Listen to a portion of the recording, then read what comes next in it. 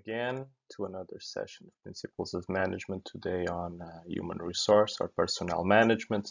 Last session we discussed some, what a contract was, what is contract completeness, and what are the limitations to this contract completeness, namely in terms of bounded rationality.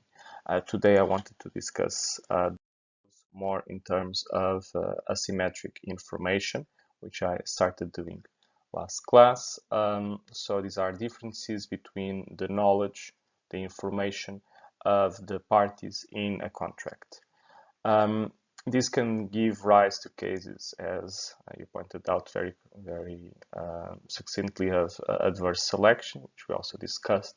What I want to start doing now is go through the roots for these symmetries in information.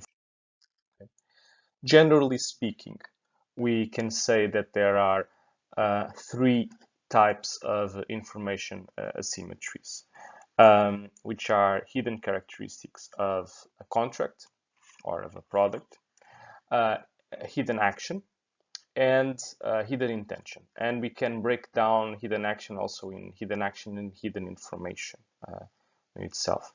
So let's perhaps start with the hidden characteristics, which are, I think, the easier to assess, because they relate to a concept we've seen in class before, which is the concept of experience goods.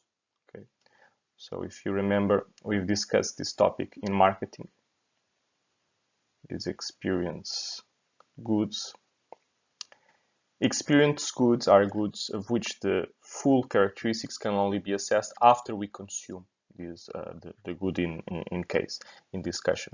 So you can see how this relates to I had it pointed here, but I wanted to point below instead to the hidden characteristics part. Is the one that links to experience goods. These hidden characteristics are characteristics in a contract of which we are not fully able to understand, so or to assess. So say I used the example of the CV last class. I think is a good example to continue using.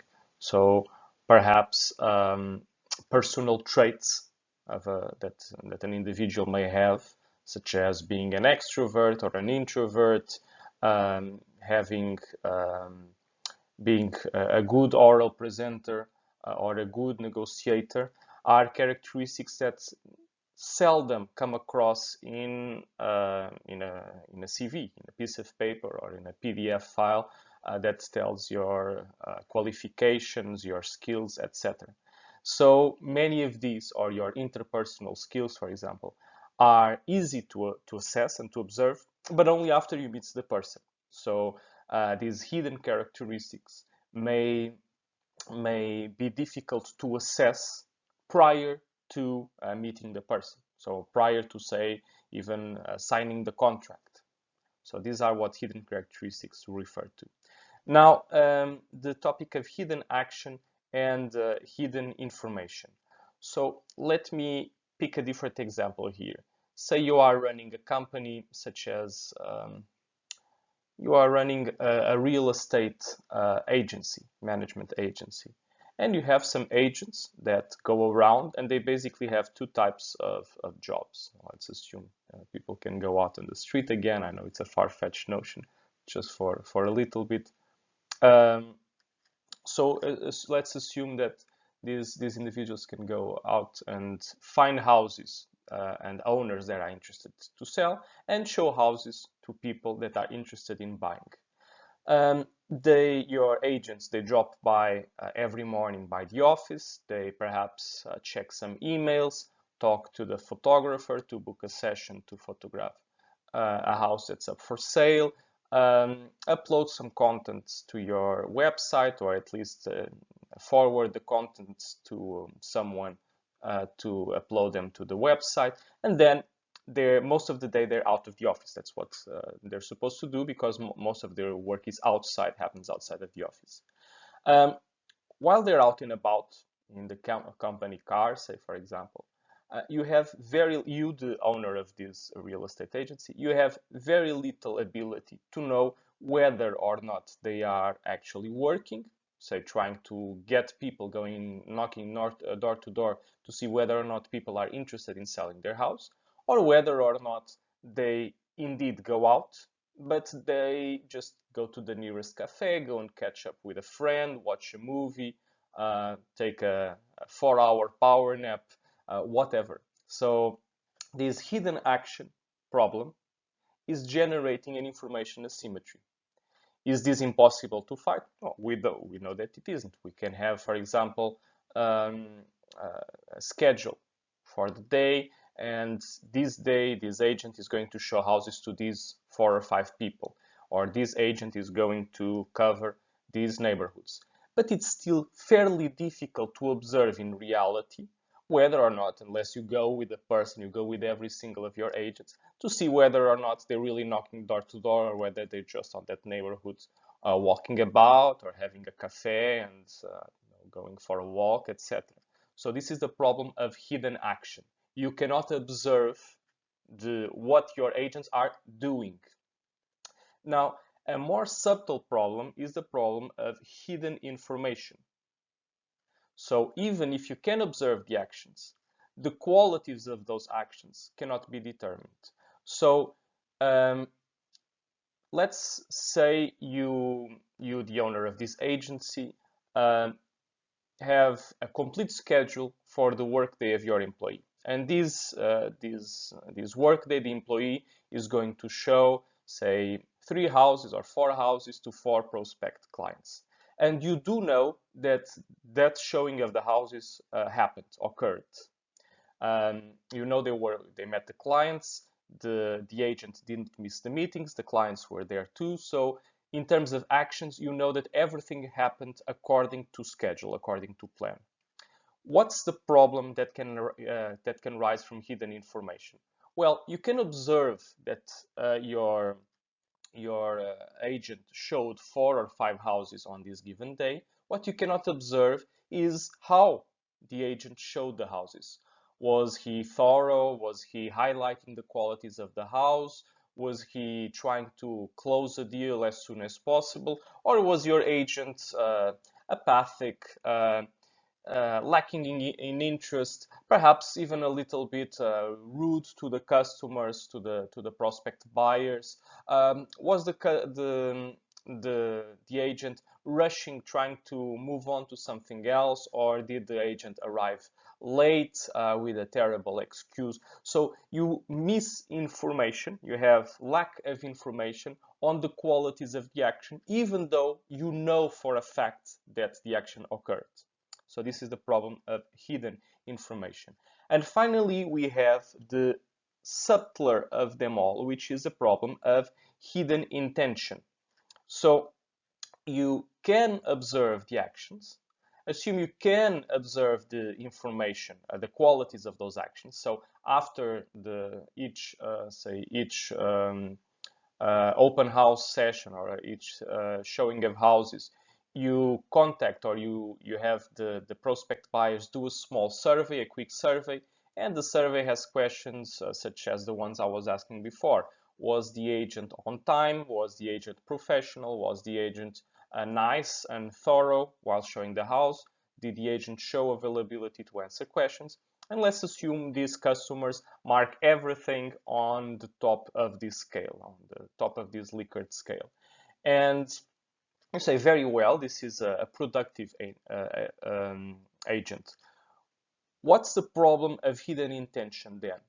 What you probably cannot know, cannot see, cannot observe is the intentions for the actions. That is, maybe this real estate agent of yours is being so nice and so professional to the customers because this person is intending on starting their own competing business and trying to lure these prospect buyers into their future business, therefore driving away customers that you had on your customer base, that you recruited with your other agents, with your whole agency together.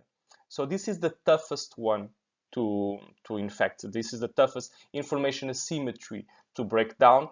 And here I have, well, there you can think of some type of contract clauses that limits the exposure to a client portfolio, or that specify or have non-compete clauses. In some countries in the world, this is possible. That is, if you work as a real estate agent, you cannot start your own real estate agency if you quit in the next 2 or 3 years. That type of legislation is now disappearing, but still exists in some places in the world. So these are measures to try to curb this hidden intention problem. So see if you understand all these types: hidden characteristics, hidden action, hidden information, and hidden intention. See if you can understand all of these, and if you have any questions.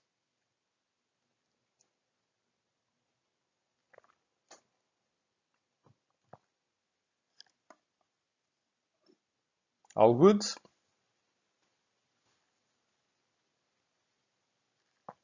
Okay, so let's move on. I can kind of basically skip this slide. So just very briefly, I'm giving you some form of contract theories, but there are other ways that we can look at contracts. We can look at contracts basically from a game theoretical setting that is based on prior knowledge, and of which we update our expectations on future behaviors based on private behaviors. Okay.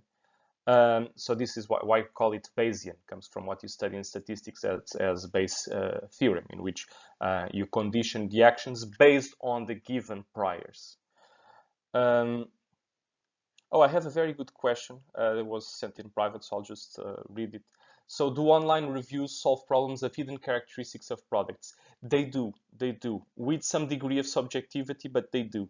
So say a product that is very difficult to assess prior to consuming. So typically these type of vintage products, such as, I don't know, a 1960s bottle of port wine. Which you're not sure whether is it going to be something exquisite or something that just tastes like the back end of a sewer. Perhaps online reviews can help, giving some hints to solve these hidden characteristics. So completely, yes. Are they a complete cure? I don't think they are, but they do help. Objectively, yes, I do think they help solving that. Think about, say, a film that just come out, and you have absolutely no information about this film other than by some reason you really want to watch it. If you read some online reviews that have no spoilers, that are spoilers free, and say, yeah, please, perhaps it's not the best idea to watch it. I know your expectations are high, but perhaps let's sit out on this one. They can help solve these hidden characteristics. Of course, always with a certain degree of subjectivity, but I agree that they do. Okay. So other contract theories can be based on this game theoretical setting, in which we have strategic interactions for collaboration or for competition in some cases, but mostly for collaboration, and particularly in game tree format, as we saw back in game theory. Not only game tree format, but game trees in which we update what the other players might do next stage based on what they did in prior stages. Okay, so that's all I want to say about this slide. It's an interesting type of scenario, but I think it's best saved for a specialized game theory.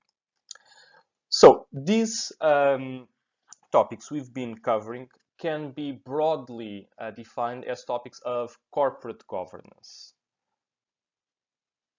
So in corporate governance, we are concerned with contract design, with making sure that contracts are executed, that is, with contract fulfillment, and with performance assessment of the different agents that are part of a contract.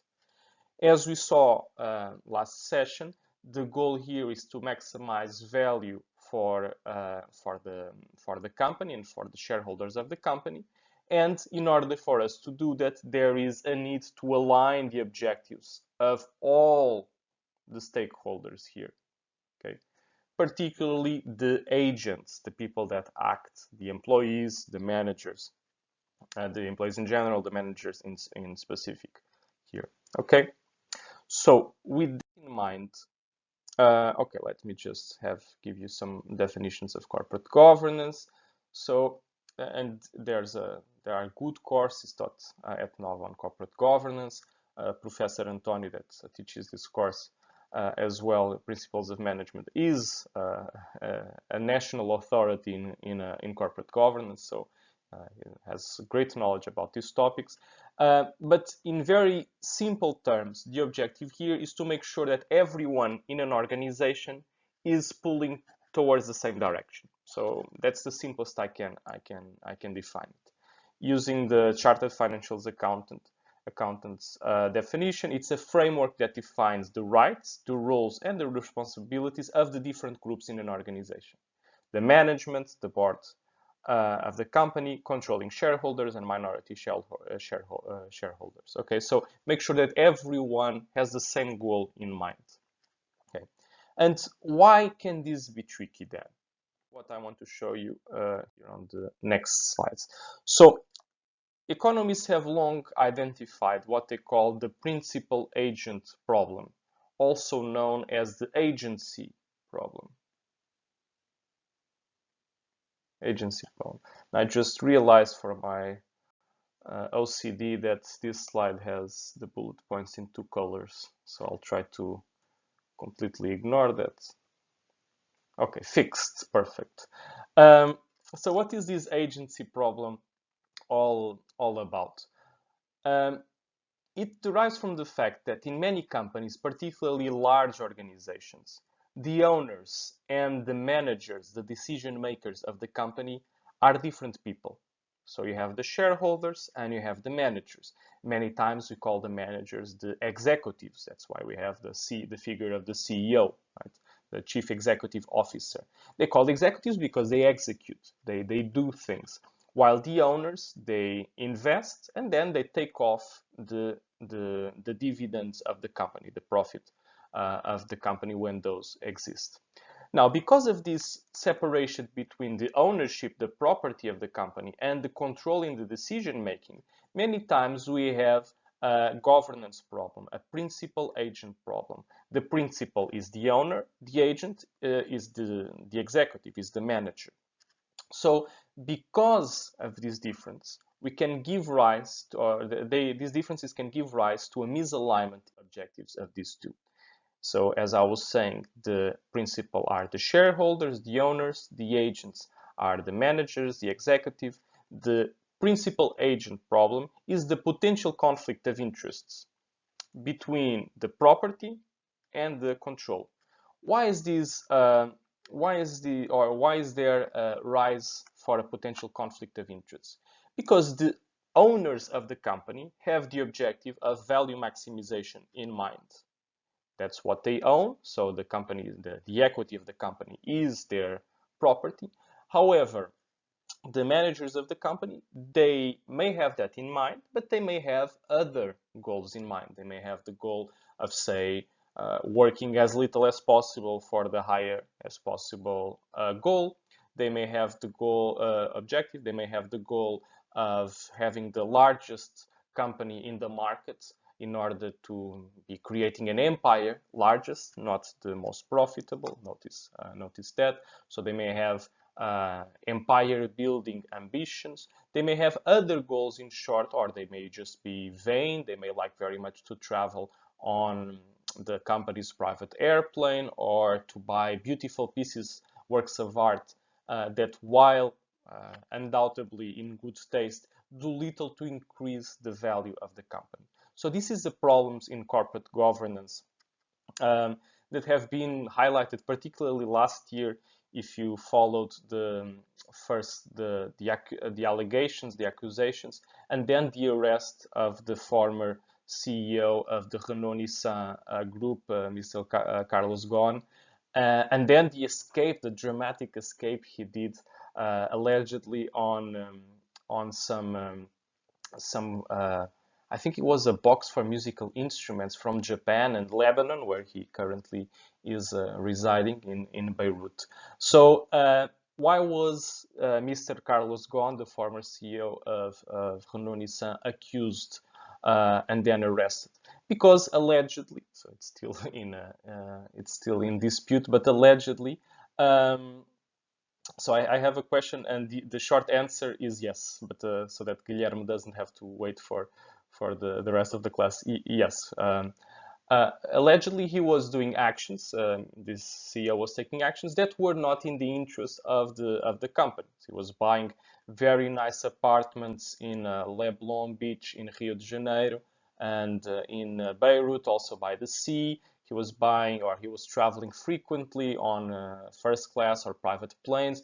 All of these, and he was taking bonuses that allegedly he wasn't incorporating in the tax statement. So that's the real reason why he was arrested. But all these show a potential conflict of interests. He was maximizing his utility as a person, but not necessarily maximizing the value of the company.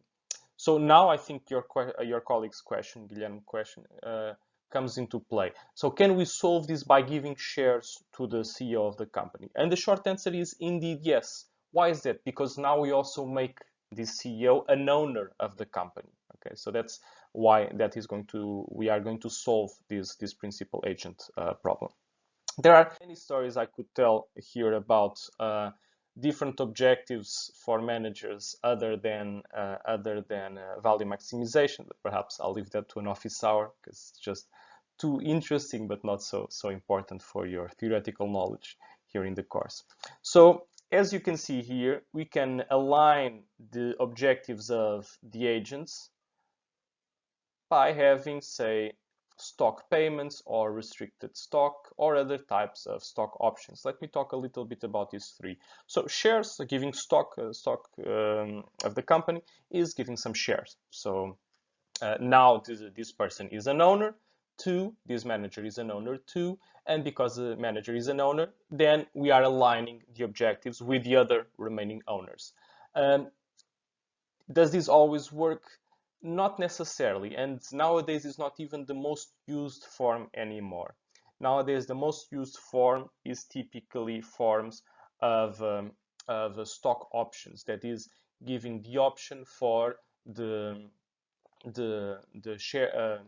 manager to say sell the shares in the future, or to buy shares in the future at a given price, at typically a given low price, under the assumption that this manager is going to be able to raise the value of the company over time.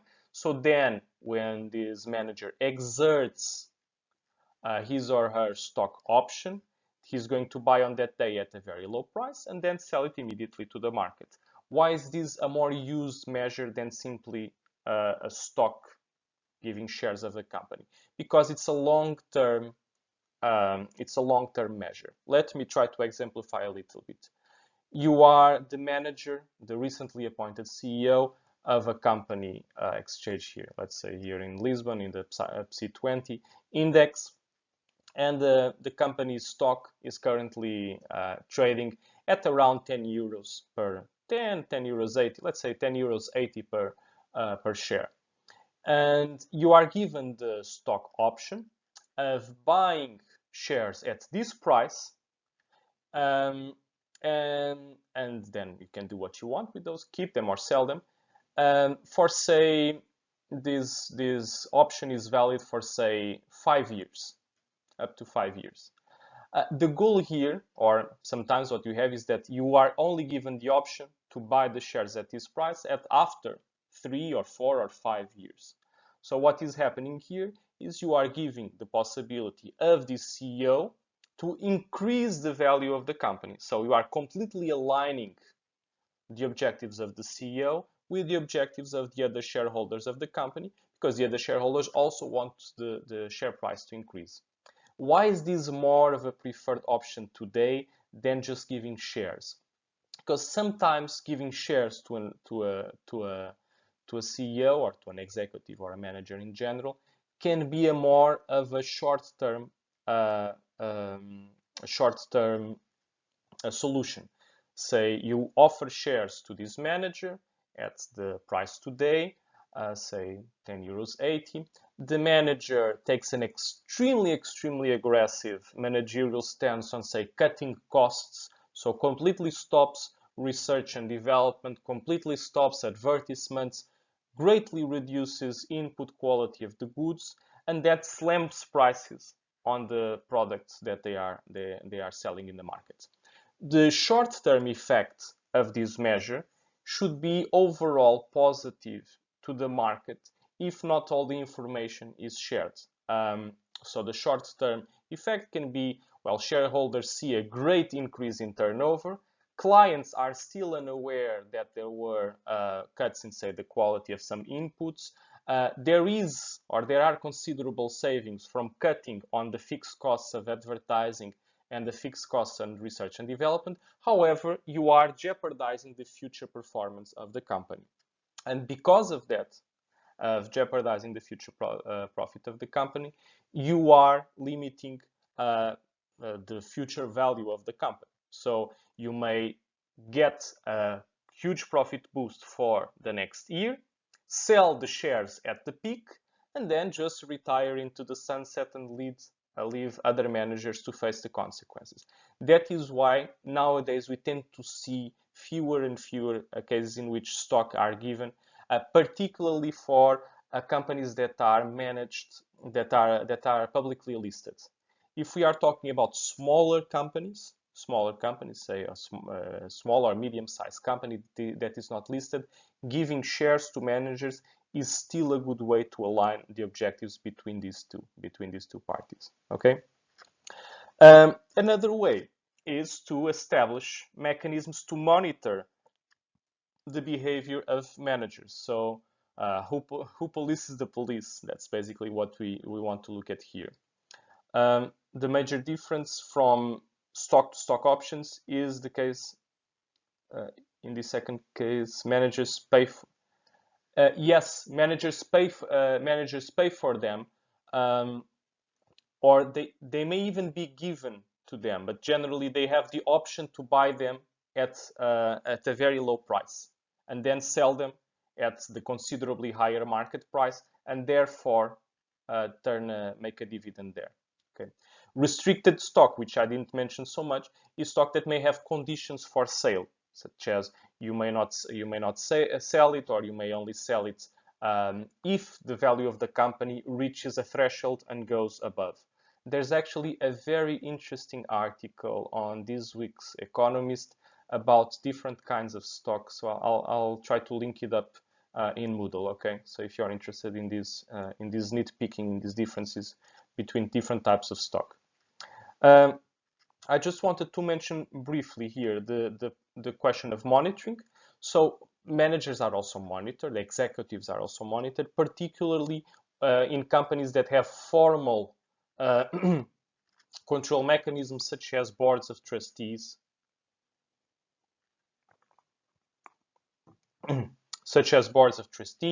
or chairmen of boards, nowadays called chairpersons, that supervise the management of the quality of the management of the company. So these are many times advisory boards that guarantee that the shareholders' interests are being taken into account when making decisions, when managers are making decisions. Usually the people that make up these boards of trustees are older people, generally retired, people that have a big reputation in society or in a community, and that don't have any interest in having that reputation taken away from them. So they are not generally motivated by short-term goals. So these are generally the people that make up these boards of trustees. They tend to be extremely common. I think the country where they're most common is in the United Kingdom, but they're also fairly common in the UK and Germany and some other European countries. Okay, so you can solve the principal agent problem with incentives, with monitoring of managers' actions, and with a combination of both. Okay, so see if you have any questions up to this point.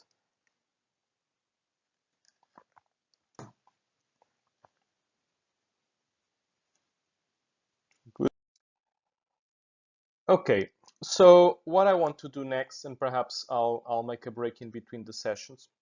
What I want to do next is to show you a very simple principal agent model that we are going to solve not with monitoring, but with a change in the compensation scheme. Okay, that's the goal for that. But do I want to say anything else regarding the slides? Yeah, I think this is it. So I'll take a small break in a bit. I'll stop the session right here. Welcome back. We're here to discuss some simple models for principal and agents, so agency models that have potential for misalignment of objectives between what are the goals of the shareholders, the principal, and the managers, the agents. This problem, this principal agent problem can rise into cases when the objectives of the principal and the agents are different, or when it is hard to observe the actions of the agent or its information. So you have information asymmetries like the ones we saw before. And we can also include hidden characteristics and hidden intention here in the information asymmetry scenarios. So there are some examples here, but let's take a look at a more analytical model to try to synthesize what's relevant in this scenario. Okay. As I was mentioning before moving to the model, um, these problems are overcome with incentives and with monitoring. In terms of monitoring, we have here the supervision boards or boards of trustees, also external auditors to the company that validate at least the accounts and the soundness of the managerial decisions of executives. However, there are always limitations even to these mechanisms because they are often incomplete. So you can have a crystalline accounting and still have problems of hidden information or of hidden intentions, and they are expensive to implement. So not all companies can afford to have a board of trustees that you have to pay a generous amount in order for them to oversee the decisions made, the quality of the decisions taken by managers. So many companies do not employ this solution simply because it is expensive. So what we tend to implement many times is have incentives that are based on the performance of the agent, and that can align the objectives of the agent to the objectives of the company. In larger organizations, the examples some colleagues, some students mentioned of having share options, stock options for managers are a good way to make these incentives. In smaller companies, this can still be done even without mandatorily giving equity, giving shares to the agents. Okay. So the simple model I wanted to present to you is a company that has a salesperson.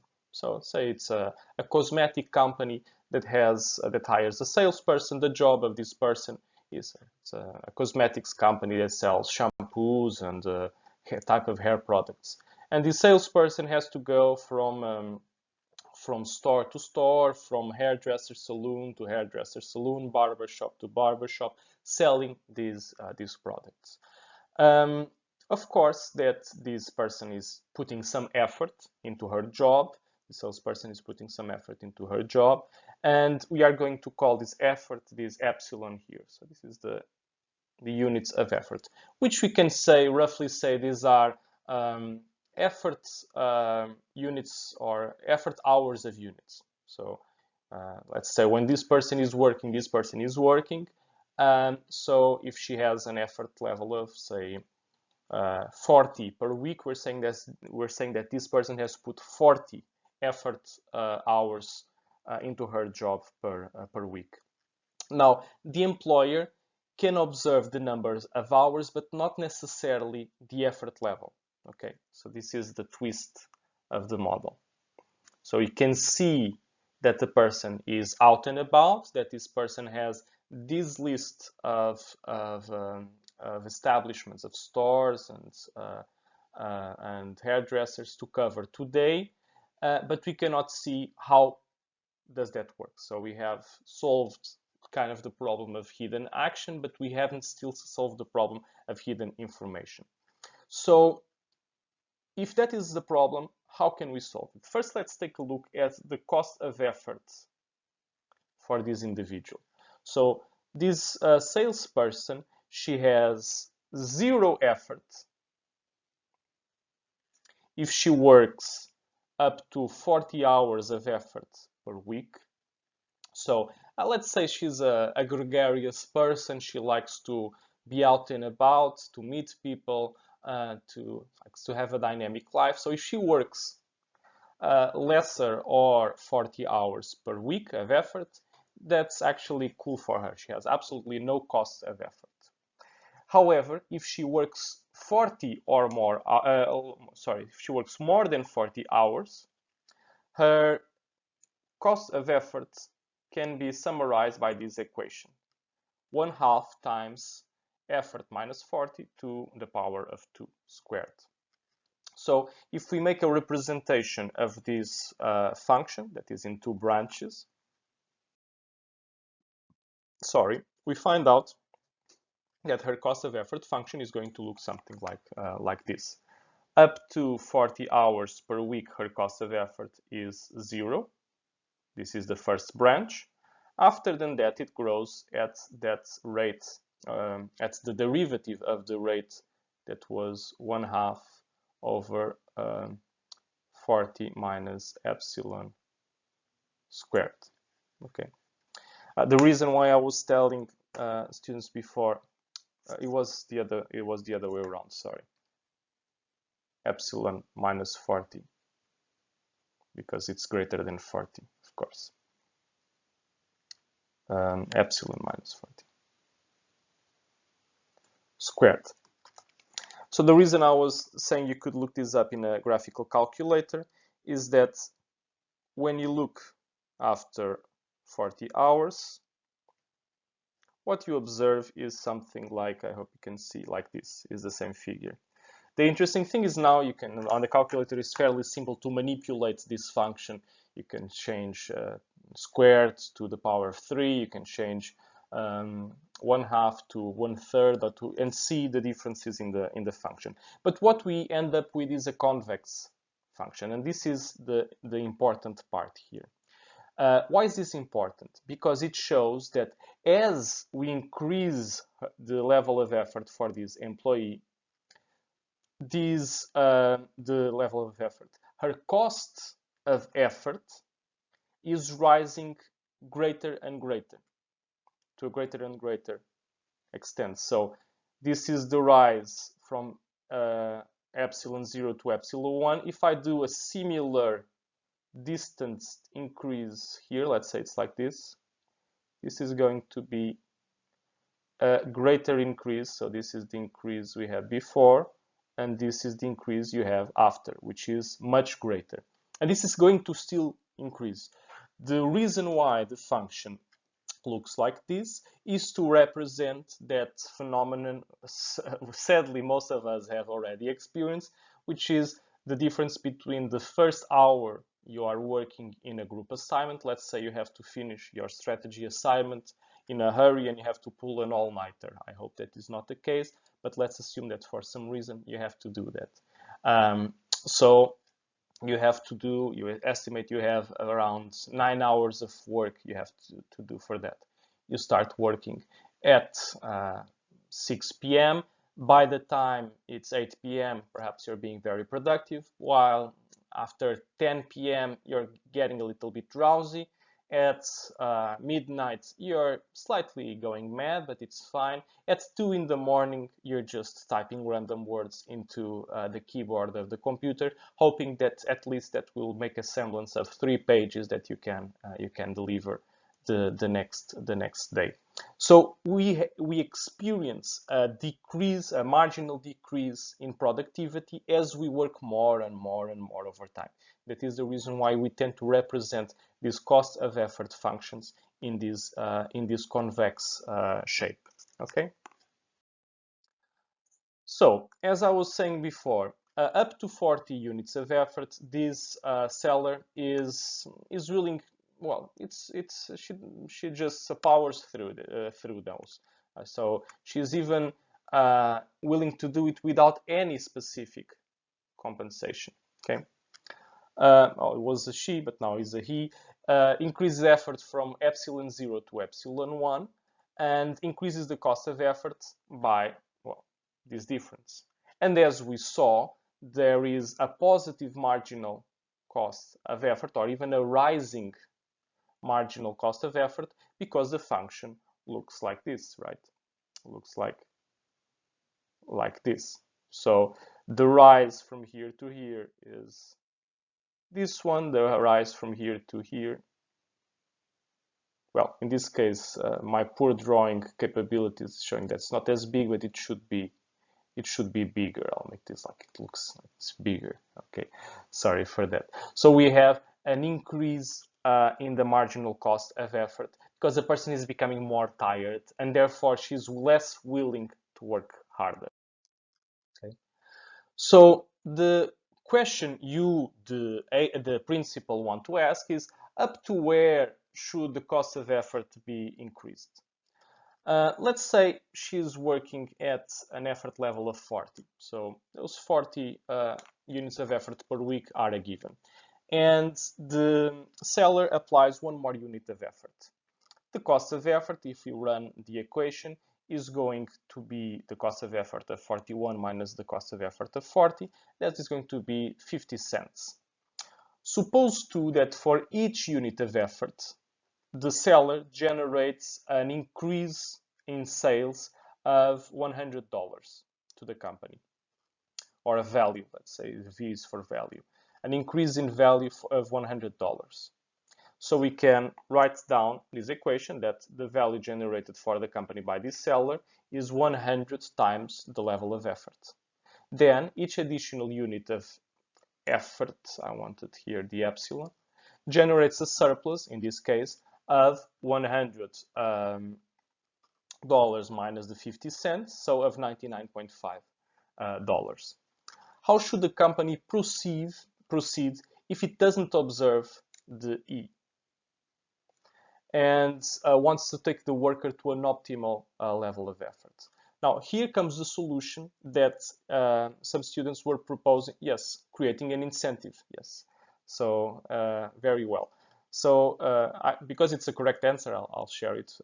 What Hassan is saying is completely correct. If we can link the performance, the outcome of the company to the pay of the individual, we no longer have to observe the level of effort because we know that it is in the best interest of the individual to work as hard as she can. That's what we're going to do here. Well, let's just first take a small step. Let's say this employee has a base salary of $1,000 per week. The utility or the benefit, let's not call it utility, so we're not economists, but okay, let's call it utility anyway. The benefit to the worker is $1,000 minus the cost of effort. With the scheme in which there is a link between, there is a bonus, if you want to call it, between the effort and the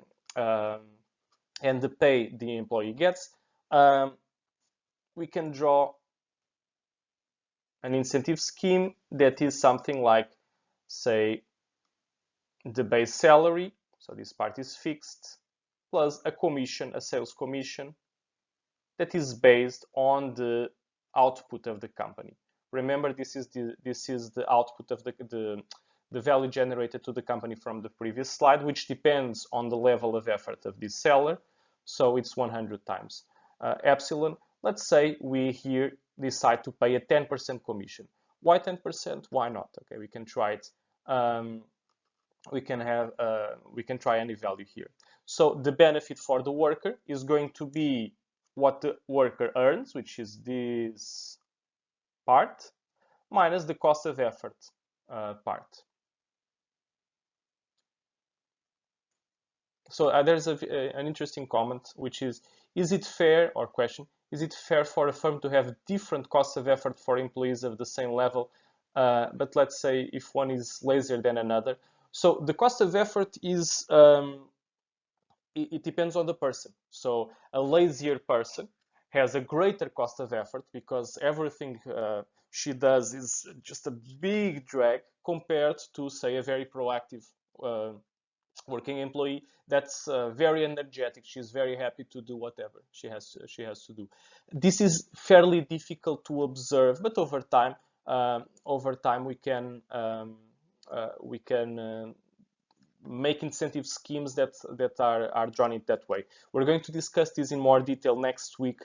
Particularly promotions and promotion tournaments are going to be a solution to differentiate over time the employees that have no ambitions to rise further in the organization, and employees that are ambitious and very keen to progress. Okay, so promotions are going to be a big mechanism in separating these two types of employees. Okay, but let's now see what are the results when we put in practice these incentives. So before we had the cost of effort curve that's in dark blue that you can see at the bottom of the panel. It's exactly the same representation. Here we have the compensation for the employee, though the $1,000 a fixed wage per week plus the 10% commission on sales, and sales are equal to 100 times the level of effort of these employee. How do we see what is the output, the number of hours that the employee is going to decide to work? Well, we simply match the slope of this curve to the cost of effort curve. So we take the derivative, if you want, of the cost of effort curve. When we do that, we end up with a marginal cost of effort function and match that to the slope, that is to the derivative of the compensation curve, which is the marginal benefit that the individual, the employee takes from doing her job. Okay. So when we match those two, we end up with the equilibrium effort value for the employee under this new scheme, which is going to be 50 hours of work per week. Does this make sense?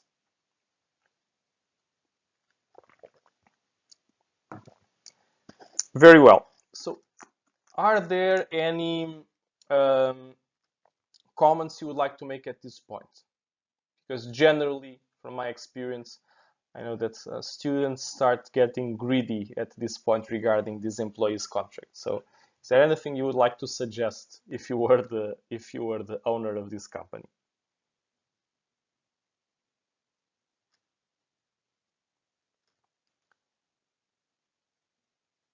Okay, let's look at the next slide and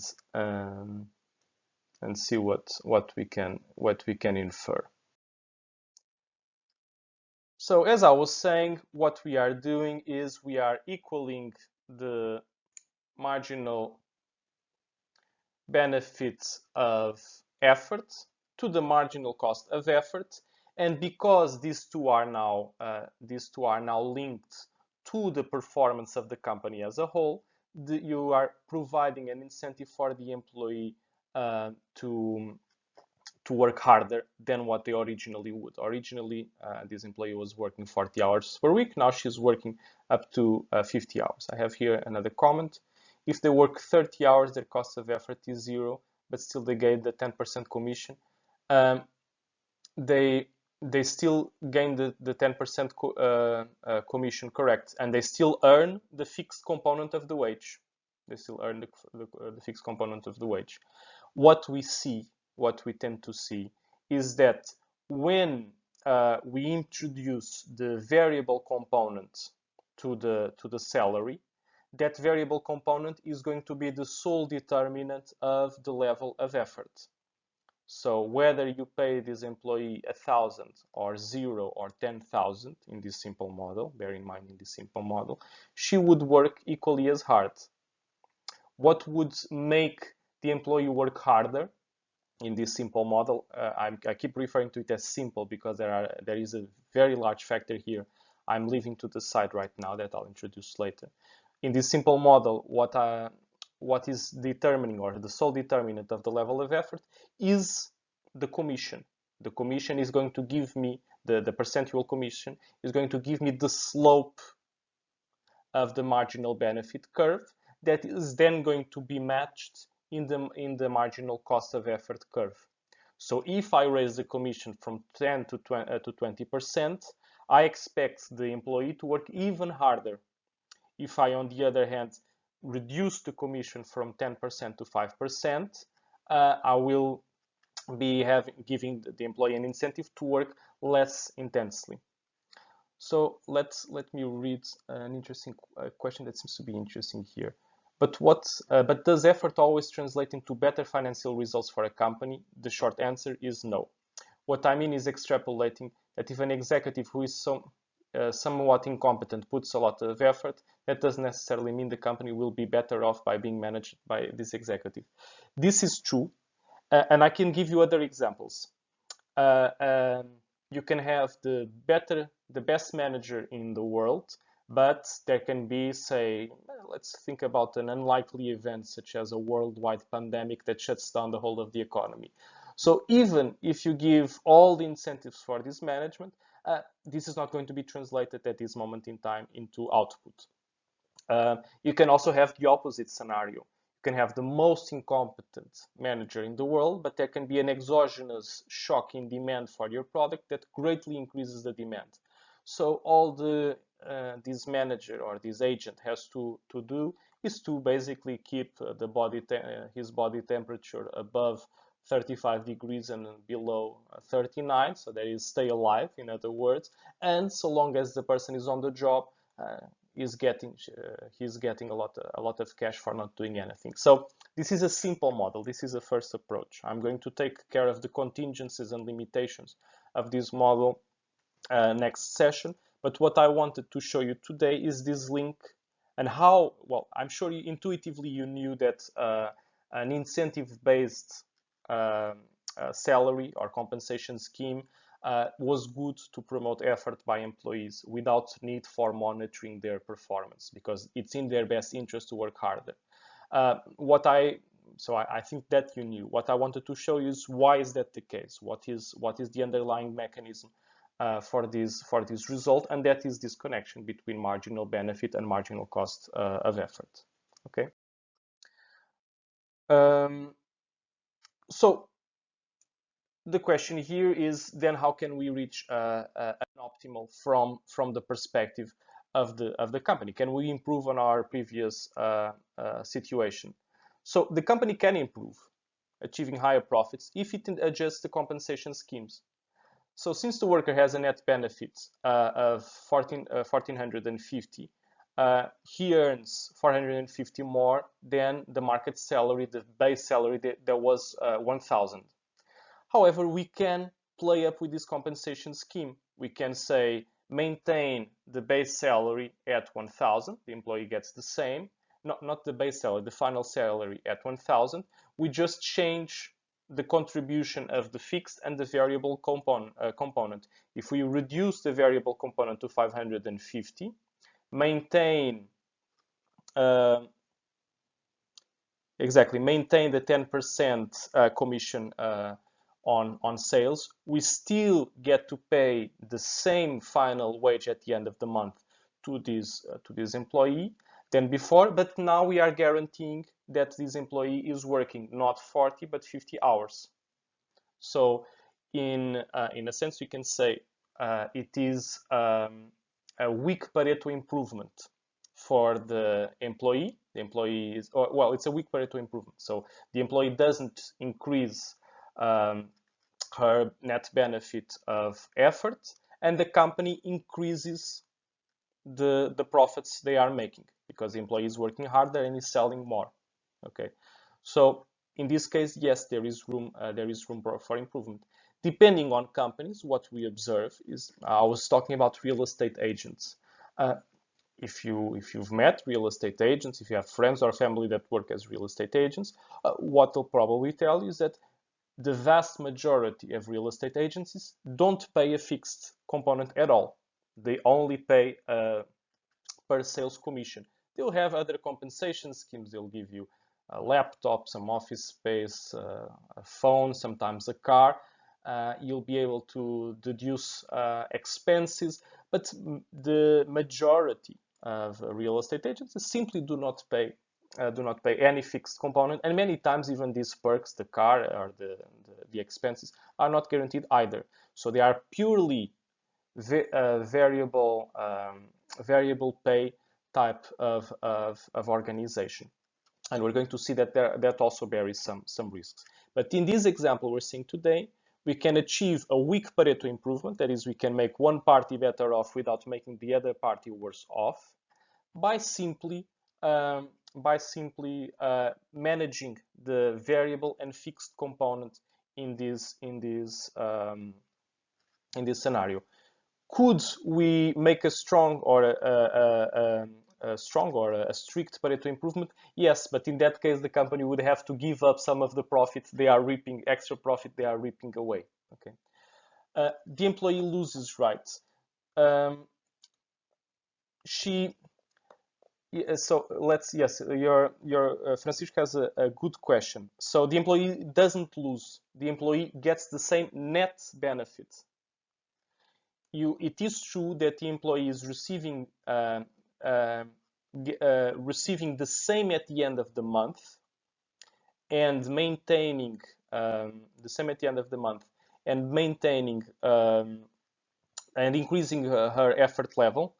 But what you have to take into account is that up to 40 hours per week in this example, her cost of effort was 0. So it looked like this. It was stick to 0 up to 40, and then increased. So what we are doing with this new scheme is we are compensating her in the same way, her net benefit. Notice that the cost of effort is taken into consideration here as well. Where is it? It's in here. Her cost of effort is taking into account. Her net benefit is going to be the same. So she's not better, but she's not worse either. She's working harder, yes. She's working harder, yes. But her overall net benefit, that is total benefit minus cost of effort, is going to be the same as before. Okay, so the worker stays the same in terms of net benefit, and the company's profits increase.